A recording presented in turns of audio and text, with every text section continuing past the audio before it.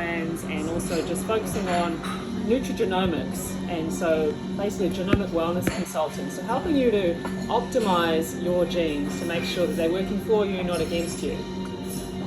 And I've been doing this about 6 years now, so yeah, been in the industry for quite some time, and it's constantly ongoing research. Absolutely fascinating what I see, the correlations between people's DNA results and their physical health, but also their personality types as well.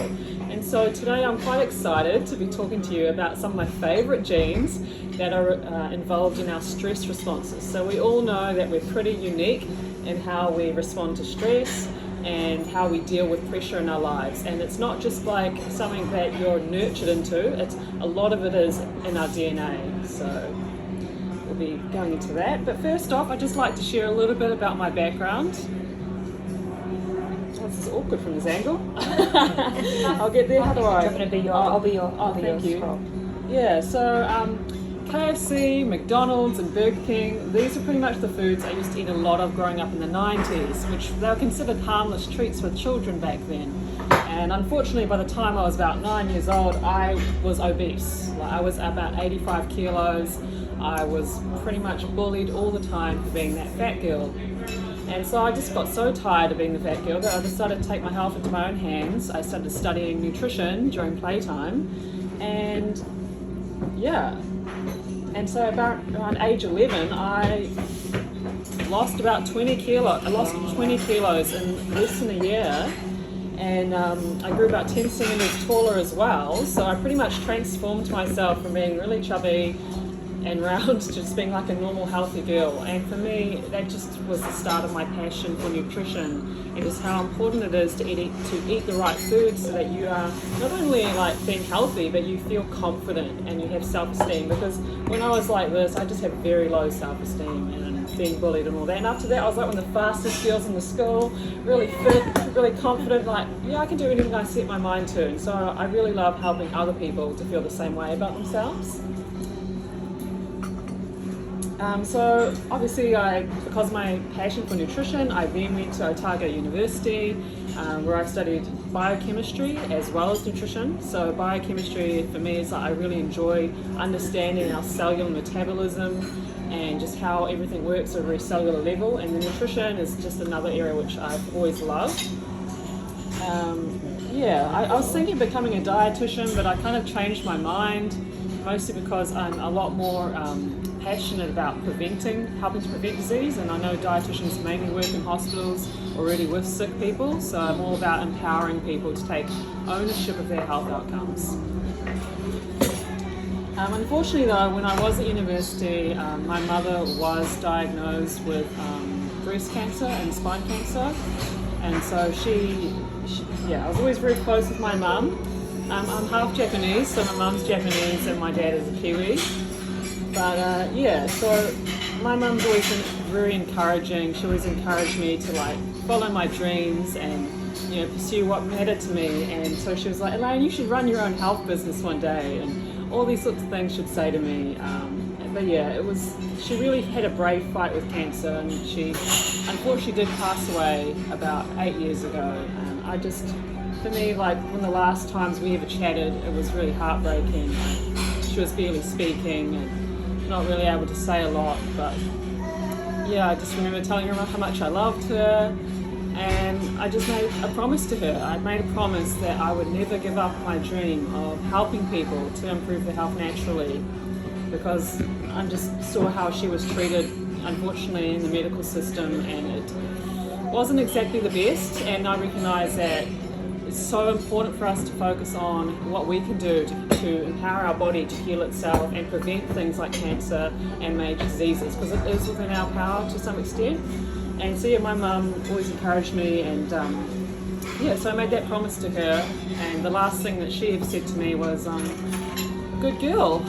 And for me that's a huge reason why I'm 100% committed to this mission of doing what I do, which is empowering people and helping them to be proactive rather than reactive to situations like this.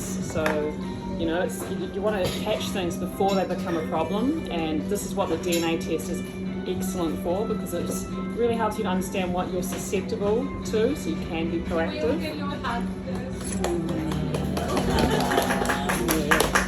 Oh, thank you. Yeah. So yeah, I've kind of really told you my mission, but really it is to empower people and just really help you prevent disease and take ownership rather than waiting till you hit rock bottom to make these important lifestyle changes. So I did start my own company in DNA Nutrition about 2015, and it coincided with my biochemistry professor, Sally McCormick, introducing me to a company called Smart DNA. Now, Smart DNA is a genomic wellness company based in Australia, and they do like DNA testing. And so Sally suggested that I go to their seminar when they were first coming to Auckland. And so I was like, okay, I always loved her. She was an amazing lecturer and taught me a lot about genetics as well. And so she said, Elaine, you have to go, it's right up your alley. I went along, and honestly, what I learned at this particular seminar totally blew my mind about just how the power we have to influence the expression of our genes. So we might think that we're all like prisoners of the genes that we inherit, but this is just not the case. We have a huge influence over which way they'll be expressed. Okay, so and obviously I was really impressed with the what we covered, and so I decided to get my DNA results of my DNA tested first to see if it was something that I want to continue doing. And I have to admit, I was super impressed with the insights that I received about myself. It's like all these kind of like aha moments, like, oh my goodness, no wonder that's been my experience. So that's exactly like me. But the main thing that I suffered with at the time, even though I was eating healthy, I managed to keep the weight off, I still had really severe eczema, like horrible eczema all over my hands. I looked like a 3rd degree burn victim with the eczema. It was that severe. I'd have it kind of under my chin, through here, behind the backs of my knees. And so just after going through the DNA, I found out I was quite sensitive to a few foods that I wasn't even aware of were causing unknown havoc in my body. So things like lactose, and also things like pumpkin seeds, and a few other random things that were just triggering my body. And also found out I was quite prone to being deficient in vitamin D, omega-3s, and B12 as well, and vitamin E as well. So I made some changes to my diet, and just after about 1 month, I noticed that my skin cleared up by itself. Now I used to use all these steroid creams, all this stuff. Now I use no steroid creams. The eczema's totally gone, and I've suffered with eczema since I was probably 5, so it was a very chronic problem for me. So I'm really pleased that, that's the power of personalized nutrition and knowing what your triggers are. Because if you're just trying to go through an elimination diet without any clue what's right for you, you're going to be on a painstaking, long process, and you're going to be suffering way longer than you need to. So that's why the DNA just gets to the point, and that's what it did for me. Just 1 month and it's all clear and gone forever, really. So obviously we are a mixture of different genes. Actually, this is not anyway. So anyway, have you ever heard someone say, I can't help it, it's in my genes, to explain away a weight problem, medical issue, depression, lack of success? Yeah, I've heard people be like that, be like a victim, right? Yeah, that's not the right mentality. To some extent we can't change the genes we've inherited, but we can certainly recognize that we do have like a loaded gun, right? That's our predisposition towards certain qualities and traits and diseases. But really, we have the choice whether or not we're pulling those triggers, okay? So say for instance you've got a couple genes that increase your risk for heart disease. If you go around eating the wrong types of fats, too much animal fat, you'll be triggering those, and then it'll become a problem. But if you avoid it, those genes aren't going to be triggered. Okay, so the secret really lies in understanding your unique genetic makeup and then working with it to make yourself the best possible version you can be. And the cool thing is that we're all so unique, and it's part of what makes us beautiful and different. And I really believe in helping people to accept what they've received and just make it work for them,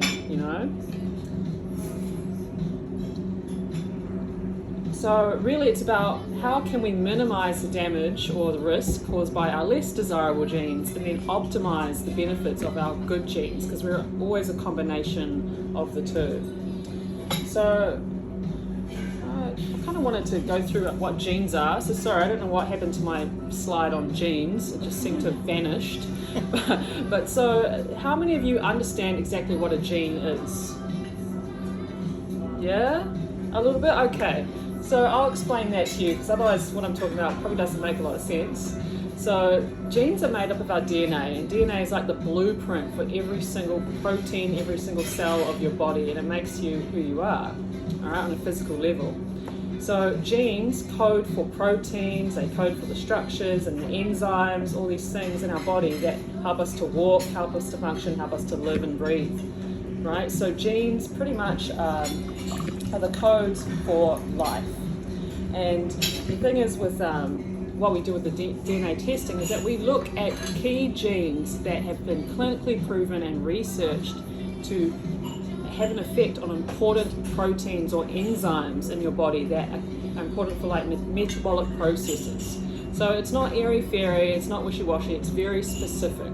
So that's why we can say with a lot of certainty that, okay, you've got a defect maybe in your lactase enzyme gene, therefore your ability to metabolize milk products is compromised. So that's kind of how it works, and we look at about 160 different genes, so it's fairly comprehensive, and so I hope that kind of makes sense. I mean, in the human genome we do have about 25,000 genes. It's a lot of genes, and we obviously don't cover all those in the test, but the main thing is that what we do look at has been researched and proven to have an impact on your health if there are variations in that gene. So that's what we'll be telling you or talking about. And then obviously how can we impact a nutritional change or adjustment to help you support those genes if you do need extra support in those particular areas. Okay, so why do we need genetic testing? So as you can see, every single one of us in this room is entirely unique. We all have a unique look, unique personalities, everything, and that's all very genetic. Okay, so that also translates to different dietary needs. Have you ever been on the same diet as your best friend and you've lost weight faster than them, or vice versa? Yeah, okay.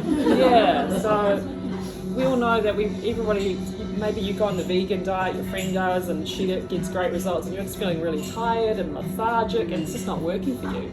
And that's because you might genetically need more B12, more protein than she does. And so she's actually able to manage that, whereas for you, it's like, I can't do this.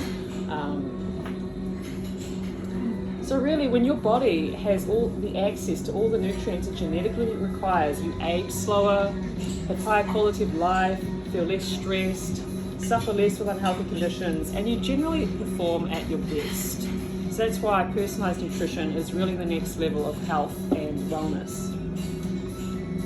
So what I love the most about getting your DNA tested is it just helps you to take the guesswork out of nutrition. How many of you have been confused and conflicted by all the different nutrition opinions out there and you don't know what to do? Put your hands up if that's been you. Yeah. It's on TV, it's Yeah. on social media, it's this diet. That's right, it's so confusing. So this really takes the guesswork out of it because we're looking at real solid clinical studies and evidence as to what's right for you. So you don't have to follow the next guru, the next fad diet, believing it's going to be the solution, you know. And in fact, it's quite dangerous that people just so blindly follow things like keto, because there are a lot of people doing the keto right now, and genetically it's like a ticking time bomb that they might develop atherosclerosis or heart disease, and they're not aware of it. So I don't recommend it.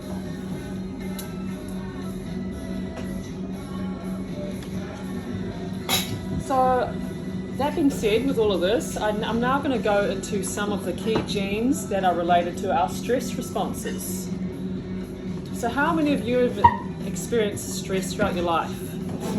Yeah, everybody.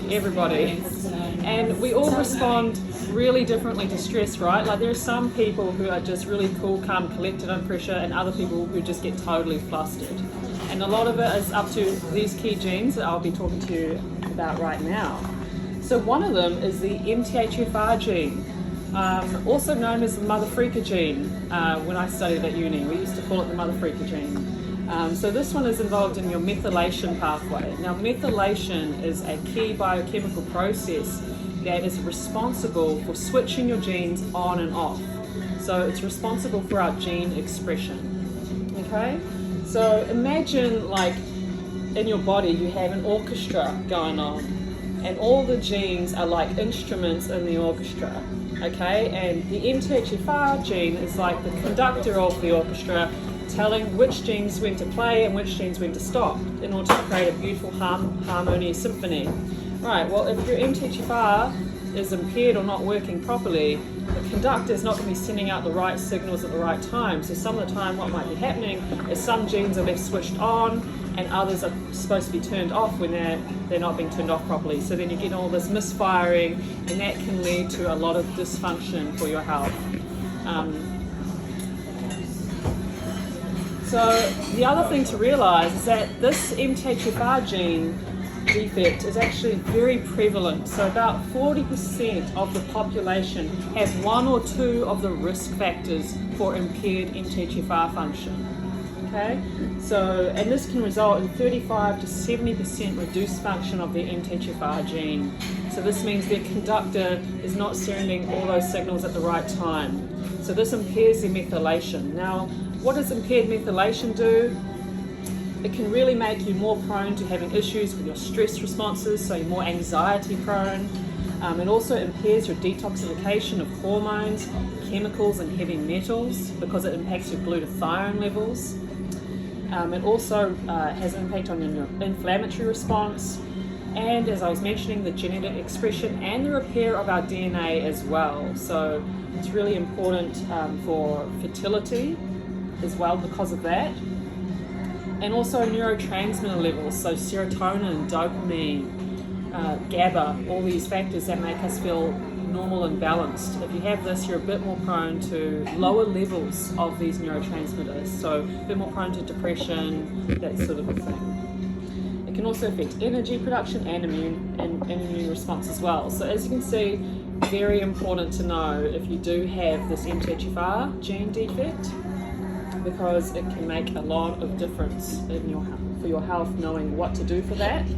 So one of the key areas which you need to be aware of if you do have the MTHFR gene, which 40% of us in here probably will, is that folic acid is a no-no for you. And unfortunately with folic acid, it's actually prevalent in everything. There's so many foods that are fortified with folic acid, particularly cereals, muesli bars, even some milk products have a lot, and even I think that prenatal supplement, Elevit, as well, the mandatory one that the government just doles out there, has got folic acid in it. And unfortunately, for people who do have the MTHFR gene, they can't actually metabolize folic acid. So it's going to be sitting in their bloodstream doing nothing. And it's not going to be helping these women at all with their fertility or pregnancy care. Okay, so, and this is because folic acid is a synthetic form of folate that's not natural in our diet or in food. That's why the body finds it quite hard to recognize and utilize it. And in fact, it needs to go through one more chemical stage process to be converted into the bioactive form. And for those with the MTHFR gene, they don't have the ability to convert it. So that's the big problem. And so folate is actually critically important for DNA repair and replication. So if you're not getting enough folate, what will happen is that you'll be at increased risk of cancers, because obviously during cellular replication, if there's errors and mutations, cancerous cells could result. And also during embryogenesis, once you've conceived a baby, that embryo is now multiplying cells at a very rapid rate, and the folate is going to get really heavily consumed. Okay, so that's why for these people, and just for women in general, if you want to reduce your cancer risk, knowing what your MTHFR genotype is actually really important. Okay, so it could actually be the difference between you actually having a healthy baby or a miscarriage. And I've actually seen this when I've worked with some of my clients who have come to see me for fertility. So I have worked with people who've struggled with conceiving, And just even focusing on, this particular methylation gene and the methylation pathway has actually helped them to conceive in a much shorter period of time and have a healthy baby at the end of it. So it's been really fulfilling for me being able to help women reduce their miscarriage risk and all these sorts of things, because and the cool thing is that it's a lot more affordable than getting IVF if you're struggling with fertility, and it's a natural way to take ownership of it as well.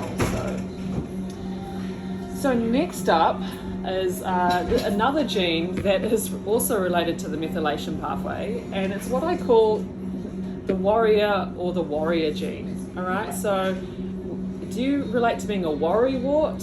Anyone here feel like they're a bit worry prone, anxiety prone? Yeah. Worry. Okay. Yeah. Yeah. So there's about 25% of people who probably relate to being more anxiety prone, and another 25% of people who are the warrior types, the fighter types, who are really cool, calm, and collected. And these people tend to do really well under pressure, and they in fact need the pressure to perform optimally. Otherwise, they're a bit unmotivated and maybe a bit too chilled out. And then there's the people who are in between, who I think are the lucky people. They're just kind of balanced,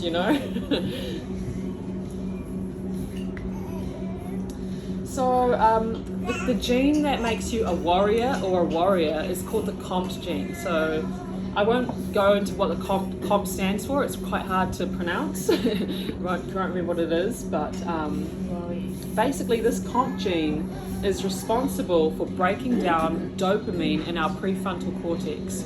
Now, dopamine is a neurotransmitter that's essential for executive function, memory, attention, and focus. And our prefrontal cortex is where a lot of our decision making and logical processes occur.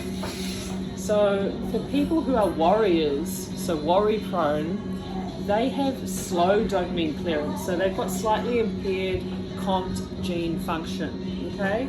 So this means that they accumulate a lot more dopamine in their prefrontal cortex of their brain than other people do. So on the resting, just a normal state, when they're under no pressure at all, their dopamine levels are like 4 times higher than that of someone with the warrior genotype. So it's a lot more dopamine going around. And so there are some good things to this. It means that they're very good at details, and they're pretty focused, and they're onto it, and they're very aware and diligent and great planners. And they prefer to do things in advance rather than wing things, because for them, once the pressure hits and unexpected things happen, the dopamine levels will start to go too high under stress. Okay, because what stress does, it actually releases more dopamine in the brain. And so because these people already have so much dopamine anymore, and they'll start to feel like, oh my god, I'm overwhelmed and flustered, and they just don't perform as well. So do you know anybody like that? People who, yourself? Okay, no, my husband. Your husband, yeah. And it's really interesting. I've noticed this with my clients, is that what happens is that one partner is the cool, calm, collected type, one's more anxiety prone, and it's kind of, I suppose, opposites attract. But this is very genetic, and I've honestly noted this with all of my clients, that their personality actually matches up to their genes. It's absolutely fascinating. So the thing is with being a warrior type is that because you are a bit more prone to just generally, stressing out, it can make you a bit more prone to anxiety, tension, headaches, but also issues with PMS and hormone imbalances as well, because it's also involved in estrogen clearance as well. So now the other one, if you're a warrior, which is the cool, calm, collected type, is fast dopamine clearers. So now these people clear dopamine really quickly. So therefore, normally they've kind of got suboptimal dopamine levels in their brain. So when they're not under any pressure, they're just quite mellow. They find it quite hard to get focused and get going, and they kind of almost need to be in battle or engaged in some event to really focus. So they need someone basically kicking their butt to get into gear, right, here's a deadline, and then they'll be on their ass, and their dopamine levels will be optimal, and they'll be performing really well. So these people tend to do well in tests and quick, spontaneous measures of, brain activity, whereas the warrior types are more better at assignments in which they can do things at their own pace. Okay. So now, because they're so different, there is absolutely a different approach for managing stress levels for both the genotypes. So if you do associate more with being a worrywart type, I really recommend magnesium, particularly magnesium citrate or magnesium glycinate. That can really help reduce the stress. And also methylated B vitamins, particularly methylated folate, because that's going to support your MTHFR gene and also the COMT gene as well. So that's really going to upregulate both, so you can have normal neurotransmitters. Now, L-theanine is another great extract here, because the opposite neurotransmitter to dopamine is your GABA. Now, GABA is a relaxatory neurotransmitter that helps to kind of like neutralize your dopamine and helps you to relax and get into that peaceful state. And so often with warriors, they also have impaired GABA or low GABA levels. So L-theanine is like a precursor for GABA, so that helps to boost your GABA levels and balance that. Now, chamomile is another good one that increases GABA, and for valerian, lemon balm, there are a few other herbs as well that I recommend for worrywart types. And honestly, when they start doing these things, they feel so much better at night time. They're more focused, more energized. And if you associate more with being a warrior type, you need the pressure, or you kind of feel a bit unmotivated sometimes, and you feel like, man, I just need a bit of a pick-me-up to get this job done. Warriors actually tend to respond really well to green tea. In fact, the epicatechins found in green tea in particular, because what these do is that they actually slow down the COMT enzyme, so they slow the dopamine clearance, so they help to keep the dopamine levels higher. Okay, because that's the goal for the warriors, is we need to boost the dopamine. Coffee as well, yeah? Yeah, coffee will help the warriors. Tyrosine, so that's like the amino acid precursor for dopamine. It's quite rich in Brazil nuts, so in dark chocolate as well. So dark cacao is another source of epicatechins that helps release more dopamine.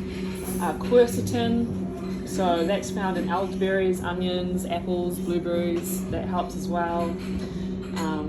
So those are the main things if you are a cool, calm, collected type. So how many of you here associate with the cool, calm, collected warrior type? You? Yeah. Between. I switched to warrior when it's the situation. In between. Yeah. Okay, well 50% of you will be in between. Like This in the morning and this at night. This is like from 3 p.m. onwards. Oh, right. Oh, This interesting. is like up until 3. Oh, okay. Wow. So yeah. Yeah, well, yeah, I mean, I know from my genetics that I'm like the warrior type, so I'm pretty chilled most of the time. So I definitely have a lot of green tea powder. So I don't know if you tried this before, but matcha green tea powder is like my best friend. I add it to my smoothies. If I'm feeling a bit flat, I'll just have a matcha latte, and honestly, it works wonders for me. Yeah, and then for the worrywarts, this is amazing for brain function and brain repair, because it's got really high levels of L-theanine in it and antioxidants as well. So really good stuff. So just a few solutions here. You can get matcha powder from any Asian food store. That's probably the cheapest place to get it, or you can order it online as well. Just as long as it's good grade, good quality. And GABA is in the adaptive capsules that you get from doTERRA as well. So, Ah, cool. I haven't talked to you about it yet, but No, I've been trying the wellness pack though, for sleep, and that's been amazing. So definitely I would recommend that for the worrywart people as well, or even just the warrior types if you are under more stress and you're not sleeping well, because that can happen to anybody, at any time at some point. But yeah, so the point here is really food is not just calories, it really is information, because it actually talks to your DNA and tells it what to do. Okay, so your food choices are so powerful into, creating the body that you desire. And also it's just important for our environment as well, So I will quickly cover my services. So I do offer the Smart DNA test, and that includes like a 1-hour initial consultation. So it's around $5.99. And for like a general program, it's $980, but that includes like a 1-hour consult, DNA test, and 2 DNA results consults to go through your results with you individually and just help you to understand your body type. Yeah, so obviously there are some other people doing DNA testing out there, which I'm aware of. There's like 23andMe and like Fit Genes, all these other companies. But for me, I've looked at them all, and I've definitely found that in terms of value for money, I think Smart DNA is really great because it does test quite a, it's very comprehensive, so it covers a lot of. Yeah, it's a saliva sample, so you just take basically it's a swab, so non-invasive, no blood tests if you don't like needles, which I hate needles. So, where does it get tested? Do you need to send a sample to somewhere? yeah, I send it off to Australia, so we don't have these sort of DNA testing facilities yet in New Zealand, but I'd love to get one teed up here because it'll just make turnover time and shipping. All this, it costs a lot easier for us to have it done in New Zealand. So It's worth it though. it totally is. Right? Yeah, 100%. I absolutely agree. So anyway, what I was saying is like a lot of these companies like 23andMe also don't offer the one-on-one nutrition consulting, so they and interpretation of your results as well. So there's no real point getting like a whole bunch of results that you probably don't even understand and don't know what to do with, right? So that's where I kind of come in as actually help guide you and make sure that you're doing the right things nutritionally for your body type. So last thing is a special offer is a 10% off your Smart DNA test for today's audience members if you guys are interested. And so finish off with any questions you might have. Yep. What's the difference between a hair and for testing? Ah, Hair right. testing or saliva DNA testing? Well, it's just the different source of DNA, really. Like, both contain your genetic material, so both can technically be used, but saliva is a lot easier to extract the DNA from because it's less dense with keratin proteins. Is it Yeah. more accurate? I'd say so, yes. Yeah. And two siblings from the same parents have different DNA?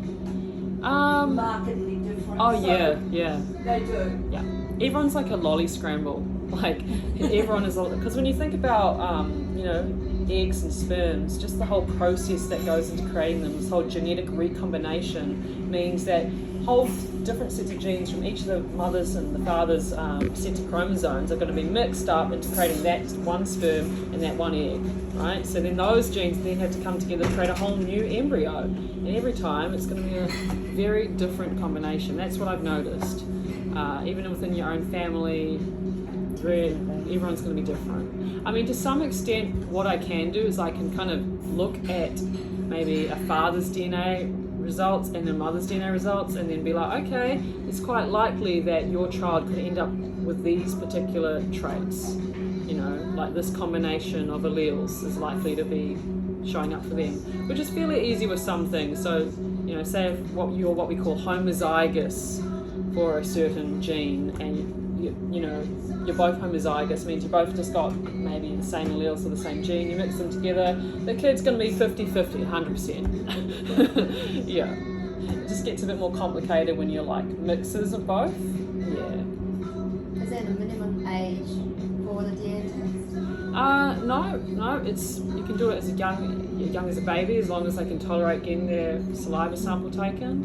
In fact, I really recommend getting it done at a young age, because then you've got the rest of your life to actually make the best health choices. That wouldn't change, right? No. So you're born with your DNA and you die with it. It never changes. But what can change is which genes are being switched on and off, and also whether or not you're, compensating for any risk factors or deficiencies that you might be prone to having. So that's, yeah. Who are the sort of people that come to you? Like, what problems do they normally have when they come to you? So I get a lot of people coming to me with gut health issues, food sensitivity issues, eczema.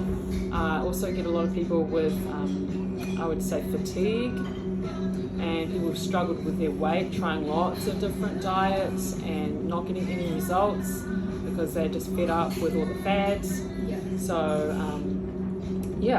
mainly people who are quite frustrated, which I enjoy, but also I do get people who are very proactive and really wanting to optimize their health as well. So, they really value their body and they want to take things to the next level. So those are the main sorts of people that I work with. Yeah. And occasionally athletes who really want to understand their body types to get the most out of every single performance they can in terms of athletic performance, recovery, because we also cover those genes as well. So yeah, I mean, the DNA test covers weight management, looks and stress management, hormone balance, food sensitivities, nutrient requirements, protein, fat requirements, heart disease risk, diabetes risk, sports and exercise. So yeah, it's very comprehensive. Yeah, and you run through all of that stuff. Yeah, it takes 2 1-hour sessions to go through it all. So typically I do a 1-hour session on the nutritional component, and then another one on the hormone balance, biochemistry, and sports and exercise. Yeah, and people are like generally really surprised and just amazed, like, oh my goodness, I feel so relieved. I know why I am the way I am. I can stop beating myself up about it and just own it and do something about it in a positive do way. things about it? Yes. Like, do you have follow-up consultations to see how they're progressing? Yeah, absolutely. So I'll probably follow up with them at least once a month until they've achieved their goals, whether that's like a weight loss goal or even a skin issue, gut health problems. Amazing. Such a good job. Yeah, I do love it. It's great. So, and so I also do gut microbiome testing as well. So this is more looking at how the balance of your bacteria in your gut are affecting your digestive health. And, so if you do have IBS, colitis or anything like this is fantastic for that. And here's a little brochure if you are interested in the DNA test. So I have a few of these around. And it just kind of covers a bit more about, well, not that much, but I don't know, a list of everything that we sort of cover. Yeah. What about the ADHD side? Have you ever had anybody come to you to try and determine what food sensitivity affects the ADHD? Well, actually, the worry wart prone people are prone to more ADHD, actually. So that's why they need more GABA to calm them down. Yeah, because I'm definitely interested. We're a family of 5 ADHD. And because I've researched the ADHD, I know the sensitivity